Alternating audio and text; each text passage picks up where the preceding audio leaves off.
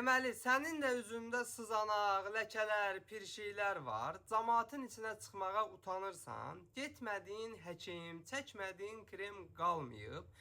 Onda mənə diqqətlə qulaq as. Çünki sənə cəmi 80 qəpiklik məhsulla bütün bu problemlərə son qoymağın yolunu göstərəcəm.